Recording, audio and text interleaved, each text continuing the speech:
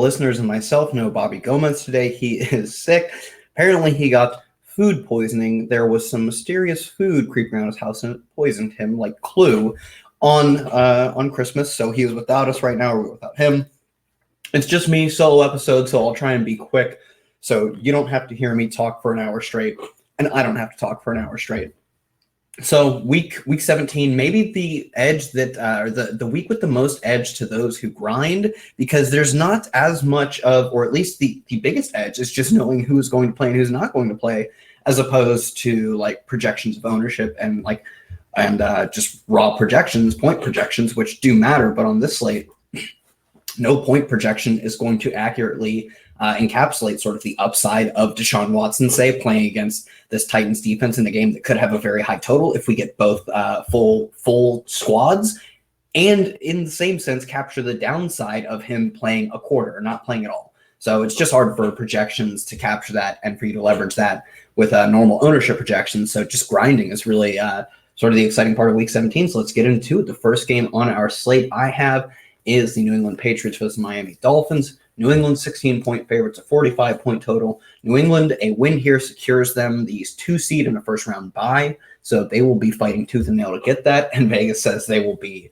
more than fighting tooth and nail. They will be moonwalking into the first-round bye because they are 16-point favorites. Miami, in almost any other matchup, I wouldn't mind Miami as massive underdogs, but like the way we saw them play the first time against New England just got punished. And although they've looked significantly better, I think they started 0-4 against the spread. They have been hot ever since. I want to say that like 8 wins against the spread since then. So they have truly been a different team.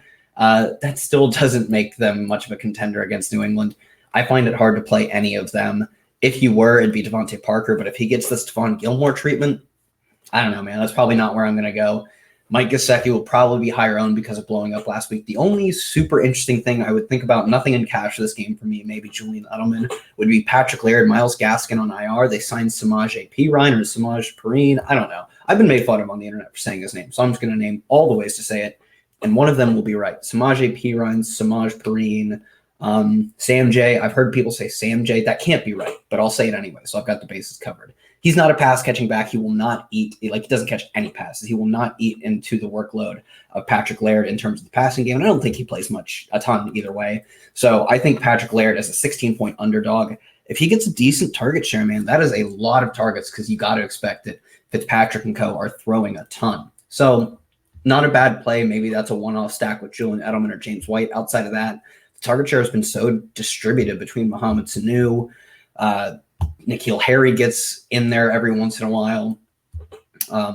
Jacoby Myers, there's just Philip Dorsett. There's too many guys outside of Julian Edelman. And you think if the Patriots have a massive lead, they're not really going to pour it on, or at least I wouldn't think so, because they have they want to get their starters healthy and ready for the round 2 of playoffs if they get that bye. So not a ton of interest, Julian Edelman, Patrick Laird, and if you're feeling frisky, always Devontae Parker. Could beat Stephon Gilmore, but I wouldn't bet on it. Next game I have no interest in. It is the Bills versus Jets. Bills, 1.5-point favorites. 36.5 total is, I believe, either the second lowest total or tied for the lowest. I believe it is tied for the lowest even. Oof. Yeah, already on a 15-game slate, if you're playing on FanDuel, a full 16, their main is 16. On the entire day slate, really, with every NFL team playing, I don't know why you'd look to a game with a 36.5-point total. Arguments for the Jets would be that I think we are going to get at most a half of Bills starters. Sean McDermott said that they will play their starters, but then he said there's also a chance like Matt Barkley gets in, the backup quarterback. And if he's getting in, I can't imagine Josh Allen's the only one sitting. For that reason, I'm just cleaning my projections of the Bills. They all get zeros for me because I don't think they have a ton of upside in this game because of the total, and the downside is getting like nearly blanked for anybody but Josh Allen. Like, you could get 3 targets in the first half that John Brown doesn't capitalize on, and that's dust. That's it. He doesn't play the second half. On the Jets side, like one half of Jets passers versus versus backups on defense doesn't really excite me for Sam Darnold. His offense has had some moments, but on the whole, it's not very good. Maybe Le'Veon Bell, who's been getting a lot of work, is fine. The Bills have been more susceptible to the ground than through the air because they have one of the better passing defenses and one of the best corners in Tre'Davious White. But I don't know. Another game that if you have all these games, I'm not sure why you'd go to it. Le'Veon Bell would be the only one I'd consider, and I think fading him all year has been massively profitable. So I'm probably going to stick with that strategy. Let's move on to the next game. We have the Buccaneers versus Atlanta. This will be one of the premier games of the slate. The Buccaneers are 1-point favorites at home. A 48-point total has come down a 1.5 since opening. Not sure exactly what the line movement down is. Maybe just factoring in that some players could not play, but there has been no indication that anybody in this game is sitting. Jameis Winston chasing the hallowed 30 touchdown, 30 interception season. I don't believe it's ever been done before. He is also chasing basically what would amount to third all-time in passing yards in the season. Top two are at like 5,400. He has no chance of really catching them. But at I think 52 and change is the third place. He can get that. He's at 4,900. That is well within his range of outcomes. So chasing history is Jameis, although maybe not getting there in the most conventional of ways. I think we're probably going to get a decent amount of chalk again on Rashad Perriman. He hit in back-to-back weeks, but man, I swear last week, I believe it was the final full drive because they had like a 10 or 20 second 1 or 2 play drive at the end. So their final full drive, Perriman got there to the 100-yard bonus. But if he does not get there, he scores the same amount of points as Justin Watson. And Justin Watson at magnificently cheaper. Like that is where you want to go at. I'm just going to go back to that this week. Watson, much cheaper. I think he's still below 5K, whereas I can check Perriman's price here, but it's well over 6K at this point. Perriman. 6,700. I'm going to, just the point scoring, the projection between the two is not nearly enough to justify that price. And I imagine it's that ownership. So not playing any of the receivers in cash. In tournaments, I just continue to fade Rashad Perriman, and maybe it'll punch me again. Who knows? I don't know. You can definitely go to like Ronald Jones. I probably will just stick to the passing games. That's how I think this game is going to play out, is a pretty massive shootout where you can't really afford to, or teams aren't looking to slow the pace down. So, and neither defense really has a choice. Like they're not going to be able to slow each other down. So I'd be looking Justin Watson. OJ Howard has played like 85% of the snaps over the past 4 weeks. They have no other options. Like what else are they going to do? Their top 3 receivers are out, or at least at the time they were. Mike Evans and Chris Godwin are obviously out for the season. And as well as Scotty Miller at the time of being injured was third on the team in terms of receiver targets. So they are without their top 3 receivers. They're going to run almost exclusively, or at least a ton, probably league leading amount of 2 tight end sets. So OJ Howard with his massive athleticism, like crazy spark score, getting finally like Bruce Arians can't bench him. He just can't. There are not enough players to do that, even though I know he wants to. So with that in mind, I think he's a great tournament play. I'd run him with Justin Watson and try and leverage that Rashad Perriman ownership. On the other side, Julio going to do what Julio going to do as long as Calvin Ridley out. Got 20 targets 2 weeks ago. It was pretty up there in targets last week. I can pull it up, but it's like at a certain point, just the targets like this 15 different than 20. It's both going to almost lead the league. Yeah, it was 15. Like 15 targets, 20 targets. They're both insane. Like you start losing meaning on when you're getting like the highest targets every single week, whether it be 15 or 20. So both those are insane numbers. He's probably going to get them again. And the Tampa Bay passing defense has been so bad to wide receivers, or so good for them, so bad in terms of a real life defense. So I don't know how you can target them. Maybe the leverage point, if you're running the Tampa Bay or you're running the Atlanta passing stacks, is to integrate a guy like maybe Russell Gage, who's been getting a lot of work. He's been on the field a decent amount. He's got, 12, 16, 25, 35 targets in his past 5 games. That's a pretty hefty share. It's just that they're pretty low ADOT out of the slot routes, like nothing high upside.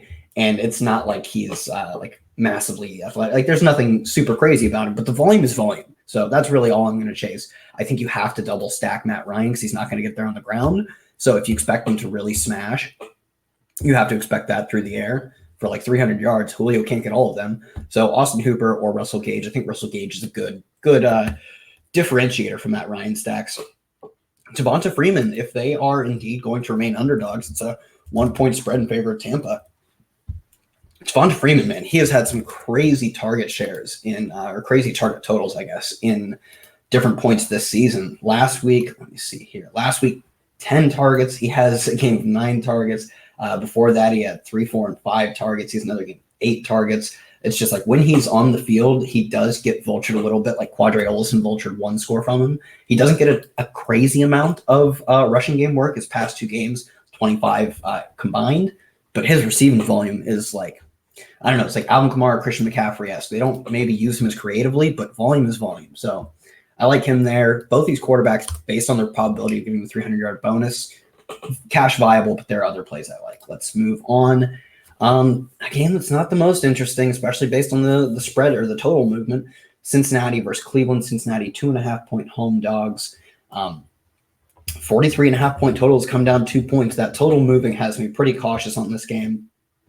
I think you can play Browns receivers, but right now, I think I saw Jarvis Landry is dealing with like a fractured vertebrae. That's just, I don't know. NFL players are playing through a lot that they should not be putting their body through. So I would assume he still plays because there's no indication that he's not, but I don't know if he'll be, obviously it's not going to be at 100%. The same can be said for Odell Beckham, who's been dealing with injuries all season and has been disappointing largely, regardless of the injuries. So you could go to them. I am just going to stick with Nick Chubb on the ground. Nick Chubb has a 90, I believe it's 90 on the dot, or maybe 91-yard lead on the NFL rushing crown. It would be the first time in, I think, 50 or 51 years that a Cleveland Brown got that title, the most rushing yards in the league. And he has acknowledged that he wants that. He says it doesn't matter to him. So, yeah, I think he's going to go out there and ball out. He's played either 7 or 8 games with Kareem Hunt. I forget which one. And he's gone over the 100-yard bonus 4 times. He leads the league in 100-yard bonuses, I guess if you want to put it in DraftKings terms. So I think he's a phenomenal play. This Bengals defense has been like bottom 5 in terms of being able to stop the rush. On the other side, John Ross got a lot of work, but he didn't absolutely smash. And the reason he got so much work in terms of raw volume, I think he got like double-digit targets or if not close to it, was they were only exclusively throwing the ball. They couldn't get Joe Mixon going, and they really couldn't afford to try because they were getting crushed by the Dolphins until late. An awesome game. I hope you listen to this because I'm pretty sure we were stacking on that. I know my lines were stacked on it, so I would assume we talked about it on the show. Just a little victory lap, especially with Bobby gone. Somebody has to do the victory lapping. 13 targets last week for John Ross. Like, inflated because of the game script, but still, I think he's a fine player to go back to, although I'm looking at his ownership and it's pretty high. Let me see what Tyler Boyd's is. Tyler Boyd's much lower, like below 10%. I'm looking at John Ross at 15 plus. I mean, the clear leverage is either play Tyler Boyd or let me see if Joe Mixon's going to be on. Joe Mixon, I got off him because supposedly he was dealing with a pretty bad sickness last week, and he still got the work. They didn't limit his work because of him being sick. He got 21 carries in a game. They had no business running the ball. Only 2 targets, but it's because they had a decent amount of Geo out there. Yeah, if he's going to be low owned, and it looks like he is, I'm going to have me a decent amount of Joe Mixon and a decent amount of Tyler Boyd. I'm just going to, fade the ownership in this game, and I think that's that. I think on the other side, Kareem Hunt is also fine, but the game script doesn't seem to favor him. I think I'm just going to stick with the running game and probably run it back. This is one of the few games. I don't like to do this often.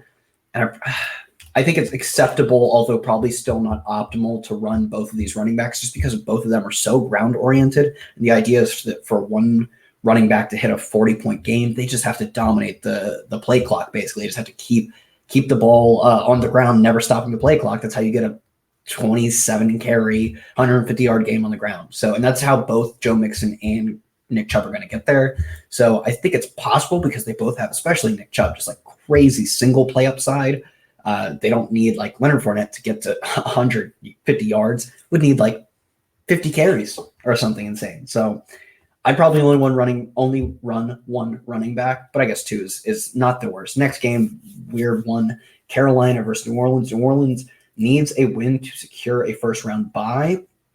Carolina is terrible, and I touted Will Grier, and I greatly apologize. Oh, this offense. Although somehow Christian McCaffrey just keeps getting there. I think he either set the running backs or maybe it was the total receptions in a game for the Panthers franchise record at like 15 last week, because whenever they get down, he is just the most game script proof running back that has ever existed in the history of the NFL. So, and he's like 215 yards away from the most yards from scrimmage in a season ever. He is 67 away from 1,000 season, only the third ever with like Roger Craig and somebody else, Marshall Faulk, I believe. So they're going to get him there. I would be shocked if they didn't make a serious effort to get him there because they have nothing else to care about. If DJ Moore doesn't play, I think Curtis Samuel is very viable, although nobody's been able to get him the ball. Will Grier, Kyle Allen, whomever. So I think he'd be a fine play just based on how much he'd be on the field, how many targets he'd get. Still a pretty risky play just because Will Grier looks so bad. It's hard to have any confidence that he gets the ball to anyone with an ADOT of above, let's call it 3. On the other side, Alvin Kamara firmly in play. His ownership looks pretty high. If that's the case, I don't know. Michael Thomas, a decent leverage play, but he's still looking at over 10% ownership. I'm just looking at Alvin Kamara right now, 20. Everybody has been buying the buy low spot in Alvin Kamara, and the more people get on that train, the more I just want to fade the ownership. I'm looking at him as pretty chalky. And last week he was good, but it wasn't a nuts Alvin Kamara game. It was 11 carries for 80 yards. He was more efficient, but he didn't get a ton of volume.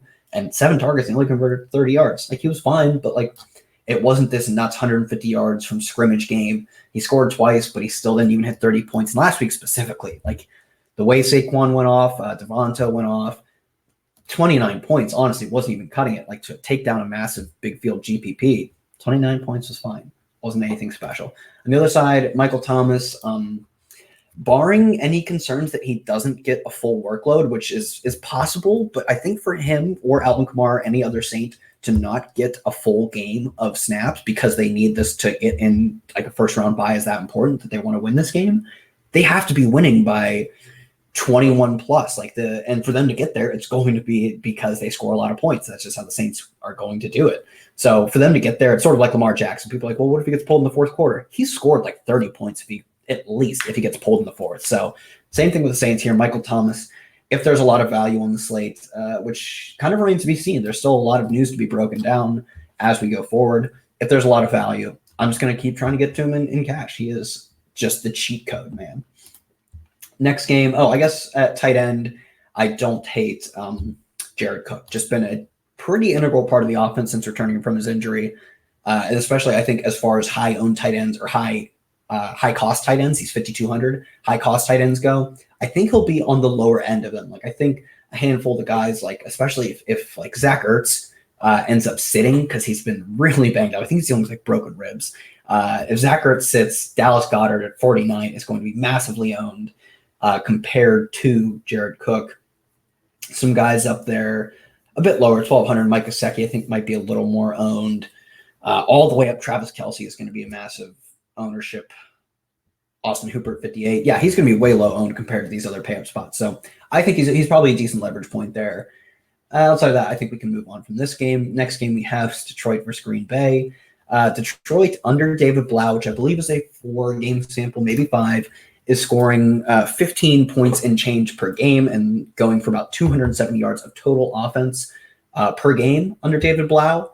Both of those marks would be 32nd in the league on a full season sample. So I can't do it, man. Can't convince me to play any of these guys. You can run it back with Kenny Golladay if you want. This offense is just so incredibly putrid that I don't know. I'm not playing anyone. The Packers, on the other hand, there are a handful of scenarios that they get first round buys in. But they need to win, or at least I know that is one of the parts of them getting a first-round bye is they have to win here. They're 12.5-point favorites to 43-point total.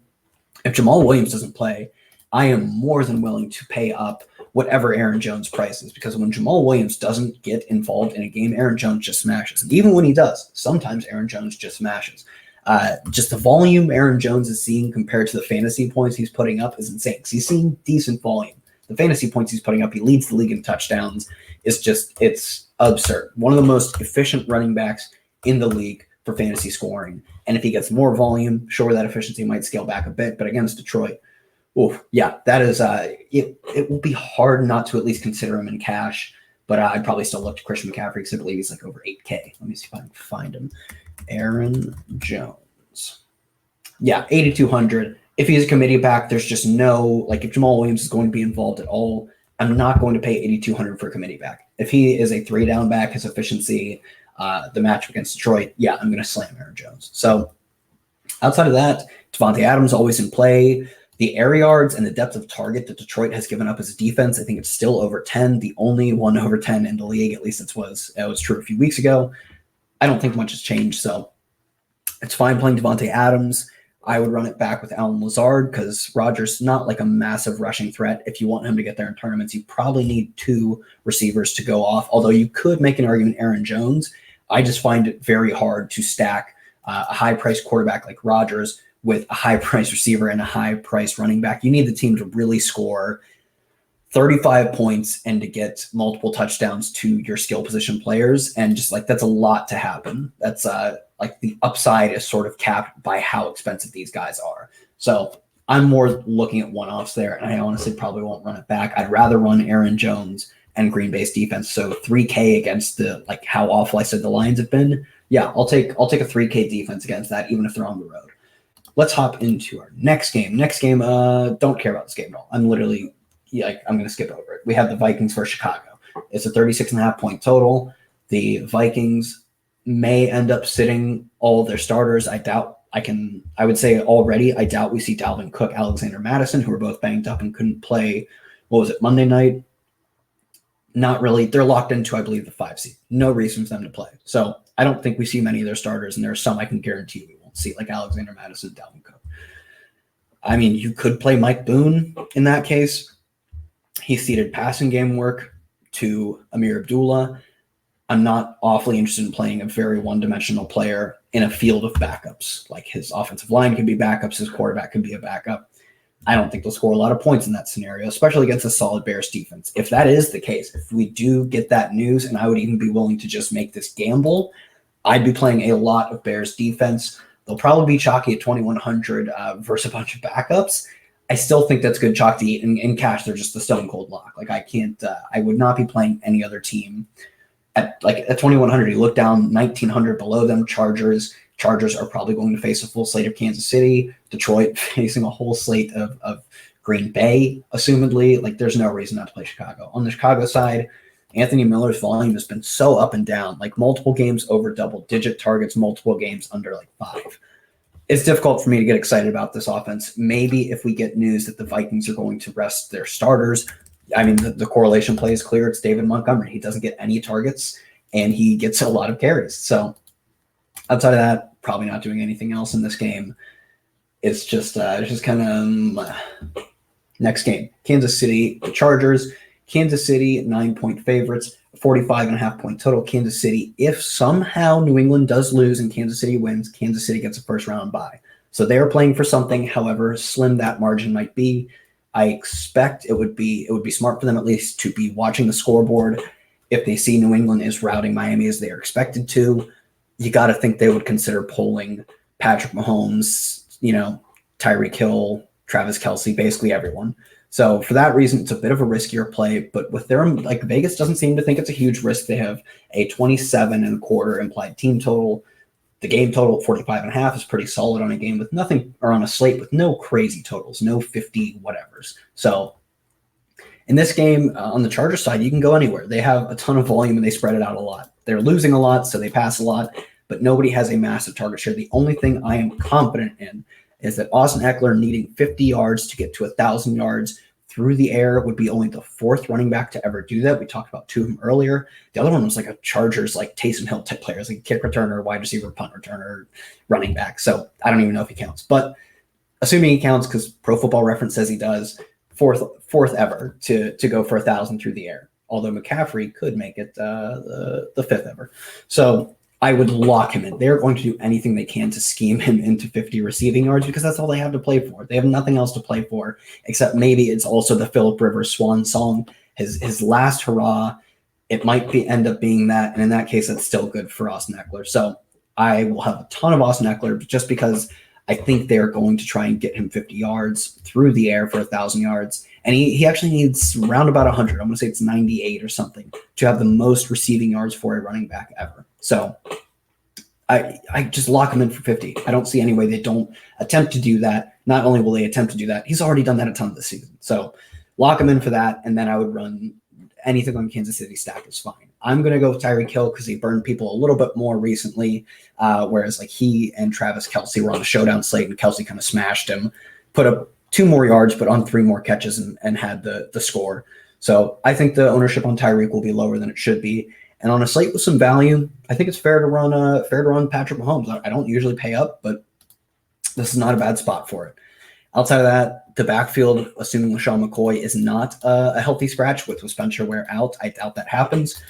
I'm going to stay away from the backfield. I would get some Damian Williams, though. I won't do it, but he still gets a decent amount of work even when McCoy's in, just not enough for me to feel confident in him. Next game we have, I guess we can talk about Keenan Allen, Mike Williams, Hunter Henry have traded off volume. All of them are fine plays. The only one I feel confident about is that they will for sure be scheming Austin Eckler to 1,000 receiving yards. I feel confident in that. Everything else is Keenan Allen's been largely inefficient on his volume. Mike Williams doesn't score touchdowns. Hunter Henry has been pretty down in terms of volumes lately. So all of them are fine. Austin Eckler, I'm locking him in. I will have a lot of Eckler. Next game, another weird one, Texans versus Titans. Texans, 3.5-point dogs. 49 total came down to 45.5 because it seems unlikely the Texans play their starters. The only way their seed moves around is if Kansas City loses and Kansas City plays at 1, the Texans play at 425.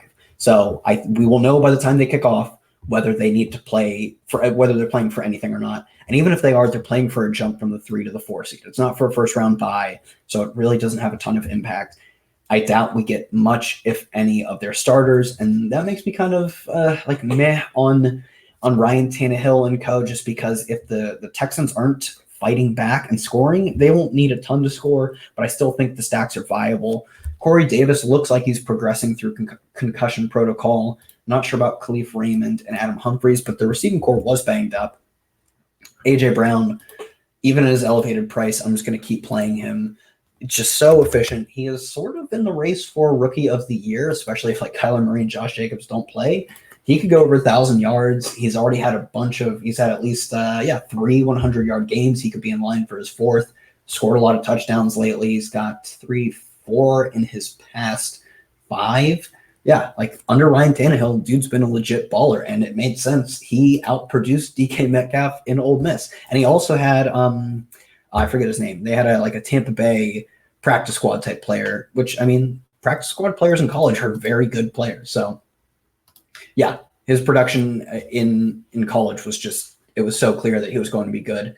It was just surprising he managed to do it on the Titans, but of course it happens under Ryan Tannehill of all players.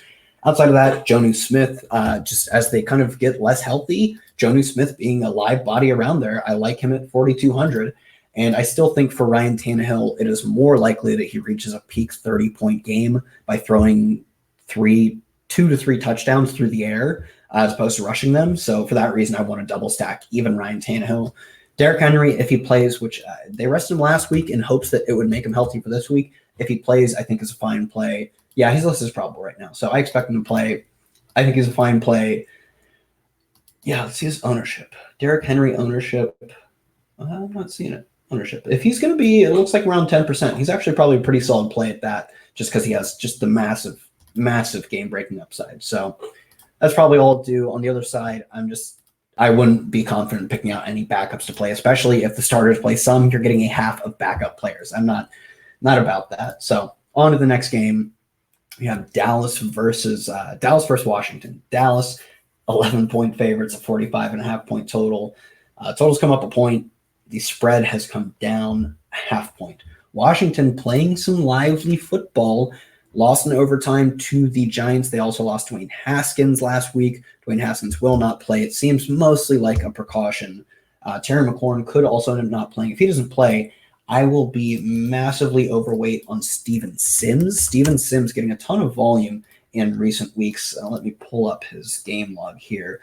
Basically, once Trey Quinn kind of got banged up, it's been the Steven Sims show. He has 28 targets in the past 3 weeks, 3 scores in the past 3 weeks, and his catches have gone up every week for 3, 4, 5, 6 over the past 4 weeks, as have his yards. He is just trending beyond the right direction. It's clear that he is almost all they have left. It's him and Terry McLaurin. And if they're expected to lose, they're expected to throw. Case Keenum's fine enough backup. I'm sure he'll have no problem checking the ball down. So I think Steven Sims, if Terry McLaurin plays, is a fine play. I might be with a little over the field on him. If Terry McLaurin doesn't play, he's like their last remaining player alive. I'm going to be massively overweight on him. And right now I'm looking at his ownership projection under 5%. It will not be hard. Just the volume he's going to see, even if they're kind of shallow ADOT routes, he could see so many of those that, I'll be all over him. On the other side, Zeke, not a bad play, but a lack of receiving game kind of hurts his upside. But they do need to win this game. I don't think they let off the gas pedal at all. So 100 yards, 2 touchdowns is kind of what you hope for his upside. And I think against the Redskins, that's pretty viable. Outside of that, I don't mind a Dak passing stack, but for the Redskins, if they don't end up fighting back, I don't think we see a ton of passing game volume out of Dak, and that's been kind of one of the paths to failure for him. So that's probably all. I think Zeke, Steven Sims is probably the best way to attack this, but you could also run Dak stacks versus Steven Sims. I'd probably look to Michael Gallup. Amari Cooper's looked banged all year, like just physically does not seem to be the same player. And I know he's been dealing with injuries on the injury report a lot. And Michael Gallup, to give him credit, has been a massively efficient player, has had high upside on a weekly basis, and has honestly, when they've played on the field together, has been like arguably the 1A to Cooper's 1B, especially early in the season when Cooper seemed even more banged up. Gallup was just straight up out targeting him. So I like Gallup. I really like Gallup. Cooper, not a bad player either, not a bad DFS play. Don't expect him to be massively owned. Just go overlook, despite the fact that he saw 12 targets last week. Just could not connect on them. So, I mean, Dak, for all I love him, did not look great against a bad Eagles secondary last week. So I don't mind going back to them, but I think Zeke is just the better play, even at higher ownership. Just I don't think you gain a ton by going Dak. So let's hop into our next game. New York Giants versus the Eagles. Let me take a breath. Gotta hydrate, especially when you talk for 30 minutes straight. All right, let's see. Giants versus Eagles. Eagles are 4.5 point favorites. 44.5 point totals come down a point. Giants under Daniel Jones turn the ball over a lot. He leads the league, I believe, in fumbles.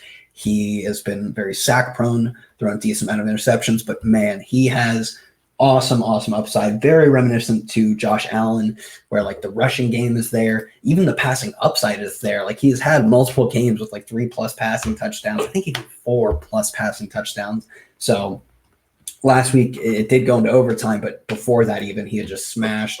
So I don't hate him. There's no indication that they won't be playing him. Washington's defense, although not as bad as teams like Miami and Cincy, is by no means good. So I think not Washington, the Eagles. Actually, the Eagles secondary is terrible. I was thinking of last week still. Yeah, the Eagles secondary, like that's how you have attacked the Eagles. And although Saquon Barkley is a great player, I do think I'm going to lean with the entire season sample of the Eagles just getting hammered through the air. Their lack of both depth and top tier talent at corner. Yeah, I think that's how you attack it.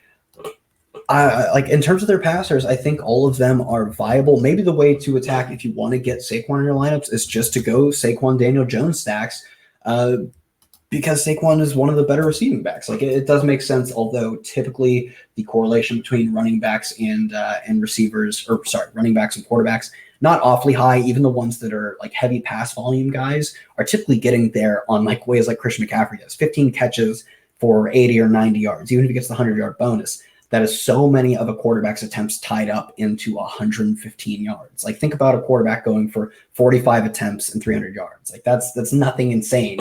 Whereas like when you throw to Darius Slayton, you just have massive upside on every single Darius Slayton throw. So I'd rather run it back with the receivers on this team, and I'm not going to be too invested in the tight ends. Darius Slayton, limited practice Thursday. They could hold him out. He's had a great season. And if they want to keep him healthy for next year, maybe they hold him out, but I doubt we see that. So I think Darius Slayton, anytime you get him in a spot where you like the Giants offense, you have to like Darius Slayton. Just like a massive upside. 2 games of over like 120 yards. 2 games, both those games were 2 touchdowns. He has another 2-touchdown game.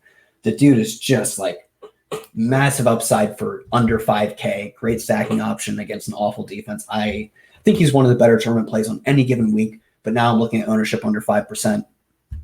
Yeah, I think you have to be over the field on Darius Slayton. Like it's guys like Darius Slayton that are going to truly break the slate. So like if there are players that break the slate, it's guys like him, Christian Kirk and Will Fuller that are going to do it. So typically not guys like a Golden Tate. They can do it, but I do think Slayton has an easier path there because it takes like 2 to 3 targets. So I would prioritize him and then work backwards from there in terms of where you stack Daniel Jones.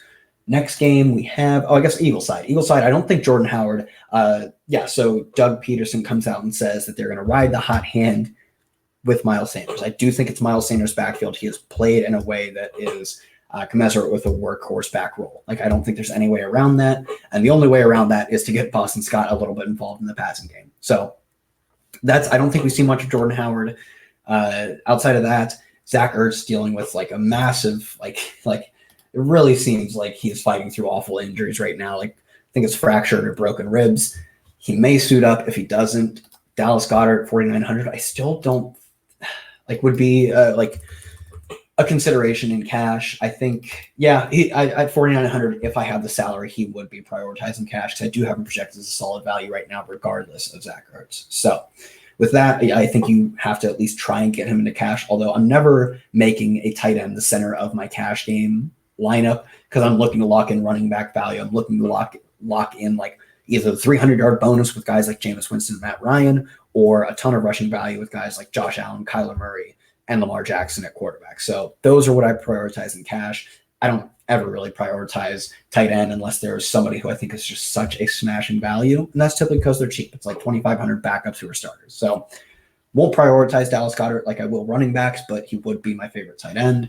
If Zach Ertz plays, it's difficult for me to get on him how banged up he is, but the volume will be there. And really, I'll probably just inverse the ownership. If he's going to be chalky, which it kind of looks like he might be, like a top 3 on tight end, I'll probably bank on this rib injury hampering him and fade him. And if he's not going to be chalky because people are afraid of the rib injury, I don't think I have a massive information edge. I don't know how rib fracture is going to affect him, but I do know how it'll affect ownership, or at least I can project that better. So that's sort of where I would lean, just based on how he is injured. So outside of that, Greg Ward's still underpriced, but not crazy massive upside. I don't think he's like the smashing value. He is 4,700.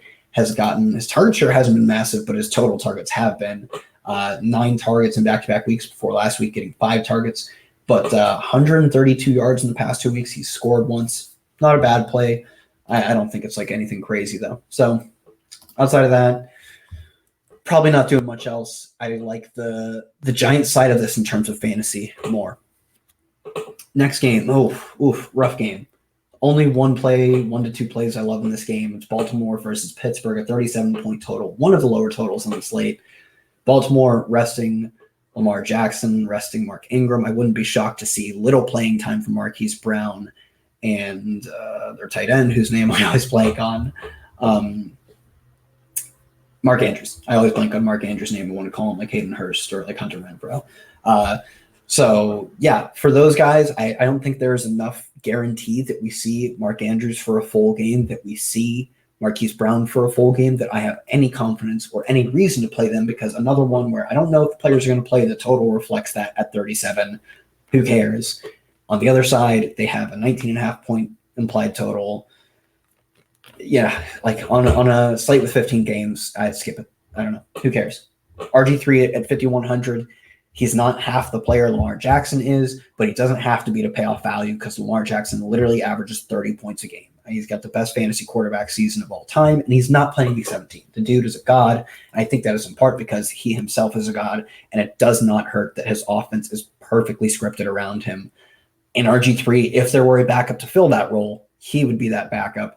At 5,100, his rushing value is worth that alone. I think I would very much consider him in cash, and I would not at all really consider stacking it with anybody else. For the running backs, I mean, Gus Edwards has been the guy in terms of backups all season. He has nearly doubled the amount of touches as Justice Hill.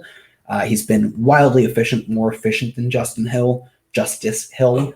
But if they think Mark Ingram is not going to be 100% by the time they get out of the first round bye into the divisional round, if they think Mark Ingram is going to be 100%, they will treat Gus Edwards as like a contingency plan, and they probably won't play him a ton. So that's something I'll probably talk more about Sunday morning. Bobby Gomes will hopefully be healthy and back here at 9. Right now, I still lean that Mark Ingram's comments about him being a guarantee to play in the playoffs, in their first round of the playoffs, makes me think we'll see a lot of Gus Edwards. And I think in tournaments, I'll just take the ownership edge, which I think I'm pretty sure will be with Gus Edwards. So I'm going to take the ownership edge there and just hope to leverage a little bit of Justice Hill popularity, a little bit of hype for a dude who is a massive sleeper candidate for everybody, and just hasn't done jack. Man, they don't care about him. On the Pittsburgh side, their target share is pretty spread out. I mean, I think it's fine to play James Washington, who showed the Duck Blinds connection with Duck Devlin Hodges, but that offense, like he went 7 of 9 with 2 interceptions in like the first quarter, first half versus the Jets, then got benched. Like the Jets defense is not that formidable that you should get benched versus them with a talented receiving core around you of Deontay Johnson, James Washington, and Juju. So the implied team total seems to reflect that. And even if Baltimore rests their starters on defense, I'm sure they have decent backups because they have some of the best starters in the league. But really, it's just I'm not playing any guys catching passes from Devlin Hodges. The best maybe playing this entire game is if you want to leverage maybe some RG3 chalk, which I think is fine. I think he's fine in cash. If he gets chalky, maybe the thing is you go Pittsburgh defense because RG3 is like a 9.2% career sack rate, and Pittsburgh is second in the league in sacks. So I think, like, ironically, Baltimore's quarterback or Pittsburgh's defense are my 2 favorite plays in this game, and there's not much else I care about. A sprinkle of Gus Edwards. Next game, Jacksonville versus Indy. Jacksonville 3.5-point favorites, 3.5-point dogs, 43-point total. Another game not a ton of interest in. I mean, if T.Y. Hilton plays, yeah, he's an interesting play, but given that he was banged up, didn't come back till I think it was 2 weeks ago now, and they are playing in a meaningless game for them at least, I'm not awfully interested. But I guess, last week he only played a little over half the snaps, saw 4 targets, although they had no reason to throw the ball. So, yeah, T.Y. Hilton at $6K flat against now without Jalen Ramsey, one of the worst passing defenses in the league. I don't hate that. Marlon Mack, between the tackles grinder, but even those guys have gotten there against Jacksonville, who just bleeds running back points, especially this late in the season. Like the only thing they do anymore is they still generate a little bit of pressure, but they can't defend running backs. They can't defend the pass. They really don't do much.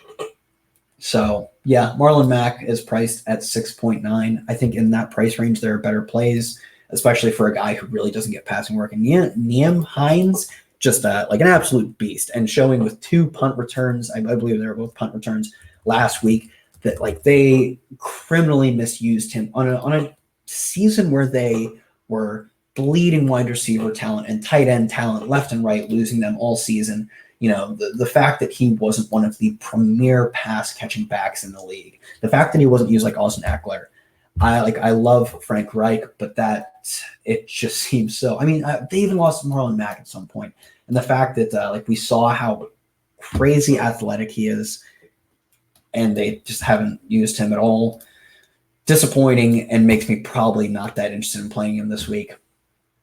T.Y. Hilton, Zach Pascal against this awful defense, and then, man, the volume Leonard Fournette gets, I think he's still second in the NFL in touches. He is like top 10 or so in routes run. He's the full package except for the part where you score fantasy points, and he just does not do that. I'm always fine with anyone that wants to run back to volume at 7K. I like volume at 7K. It's just, he has, let's see here. He has 4 games over 20 points. 20 points isn't even that much. At 7K, it's not even 3X. It's like, yeah, this offense is not very good. The receiving core is a bit spread out. I think DJ Chark is a fine play, but nothing insane. Another game I'm not awfully interested in. I'd probably just look to the running backs on either side because I think it's going to be a bit of a slower pace game. All right, second to last game of the week. Oakland versus Denver. Oakland with an outside chance of getting in. They need the Colts to win. They need the Pittsburgh Steelers to win. No, I think they need Pittsburgh to lose. Yeah, basically what they need to happen is the Colts, the Steelers, and the Titans to end at 8-8. And in that scenario, oh boy, the Raiders, they make it into the playoffs, and that's very unlikely to happen, but crazier things, man. So for Oakland, Josh Jacobs went in for surgery in the middle of the week, said it was the quickest surgery he's ever had, or like the fastest surgery ever, and supposedly he's going to play.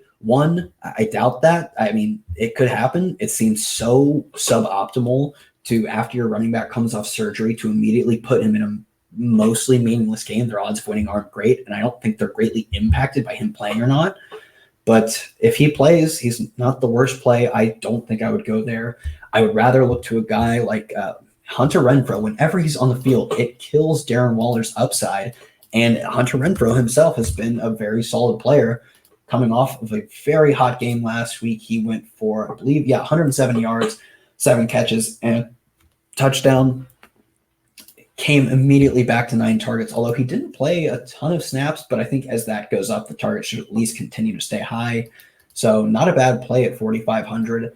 And one of my favorite wide receiver player of the week, Courtland Sutton, like 20 targets, I believe, in his past 2 games. He has gotten he's top 10 in deep balls. He has been massively efficient, especially when you factor in the fact he's been efficient adjusted for his quarterback play to the nth degree, because his quarterback play up until Drew Lock was among the worst, and Drew Lock not that good anyways. So 20 targets in the past 2 games, 7 targets in the game before that. He goes against the Oakland secondary that has allowed the most passes of 15 yards in the league. They have allowed the most percentage of passes. So it's not even a volume thing. It is both a combination of their awful secondary and the passing volume that they face. And if anybody is going to deliver chunk plays, it would be Courtland Sutton for the Broncos. Although Noah Fant, maybe not the worst, as long as he's healthy. I know he's been dealing with injuries lately, but I believe he's healthy. Noah Fant. Yeah, he is at 3,600. Yeah, that's another great price. I think I might be running some Broncos stacks. Let me see ownership on Courtland Sutton. But for a guy who has made his season off of delivering some beautiful chunk plays, I'm looking at ownership for under 3%. Yeah, I'm going to be disgustingly overweight on Courtland Sutton. He's a guy who any week, based on the volume and the air yards he gets, can go off, and nothing makes that happen more freely than playing Oakland. So, and I believe they also are worst or bottom 2 or 3 in the league at opponent yards per attempt. Just every way you cut, their defense is awful. So that's probably all I go to. I think Phillip Lindsay went off last week, but given if he sees 20 touches every single week, he goes off once every few weeks, and I am not willing to bet on that on back-to-back games. Not just back-to-back games. I don't think it's it happened last week, it can't happen this week. I just don't think it's very likely to happen on any given week. So, yeah, that's probably all. I think Noah Fant and Courtland Sutton are both great plays, and I'm soundly talking myself into at least one Drew Lock stack. So there you go. We have our final game of the slate, and depending on your book, doesn't even have a line. Right now, there's not really a line on this game. If Kyler Murray plays, it looks it's tough to say. Kyler Murray limited in practice. It's unsure if he's going to play. He is still vying for Rookie of the Year. Not quite an outside shot as A.J. Brown, but still not as close to the favorite as Josh Jacobs. We need a massive game here, although it could happen against a team now without Jalen Ramsey. I don't know how many of the starters we get for the Rams. And because of that, I'm playing 0 Rams. If we did get an announcement that they were playing all backups, I would absolutely love to play Blake Bortles. Absolute gunslinger. I don't care how bad he is against this Arizona Cardinals defense. I would love to play him. I doubt we get clarity. If we do, I'm going to be late swapping to him a lot. If we don't, and Kyler Murray plays, I think Kyler Murray is a very solid play against a defense not intending on playing a ton of their starters. Christian Kirk looks to be healthy at 47, I believe, 100. He got a decent amount of work in the past few weeks, nothing insane, but he is sorely undercapitalized on it. In the past 3 weeks, he has, 19 targets, and he's got he's got 118 yards. The week before that, 7 targets for 23, 9 targets for 41. He has been incredibly unproductive on that volume, despite in weeks before that being much more productive on that volume, having a handful of 100-yard games, having a 3-touchdown game. That is within his range of outcomes, even if this horizontal air raid is not awfully conducive to his style of play. It's I'm just going to keep going back to volume, and I'll keep going back to that, especially at 4,700 against a Rams defense without Jalen Ramsey, and especially I'm looking at his ownership under 5%. That's all. All of those things are all you need to tell me. Kenyon Drake is kind of an interesting case study on how people are going to react to back-to-back smash weeks. 2 weeks ago, the ultimate, the great, one of the better running back weeks of the season, 42.6 DK points because he scored 4 times. Last week, follows that up, 36 points. And honestly, the way they're using him, over 20 carries in back-to-back weeks. Last week, 4 targets 2 weeks ago, 3, 5, 7, 7. Like, he gets a lot of receiving work. And if he doesn't, he's been getting there on the ground. I'm looking at his ownership under 10%. Like, I think years ago, you would have seen that ownership for the box score chasers alone get up to 20, 15%. If it's going to be under 10, like, I'm buying volume. And if you can buy, I get a 7,100, but if the Rams are playing backups, I think Kenny and Drake would be a great play, and I'll just keep dipping into that well, especially if nobody's going to be on it. I mean, I don't know. We have jumped the shark as fantasy, as DFS players, in that we just do not want to play players who did well in previous weeks anymore. So I'm going to capitalize on that. And I think that's the main slate. It doesn't look like we have any questions, everybody. So I will see you Sunday morning. Hopefully Bobby Gomes will be back. I'll have my voice back by then because it is betraying me at this point. Everybody, thanks for tuning in. I will catch you Sunday. Peace.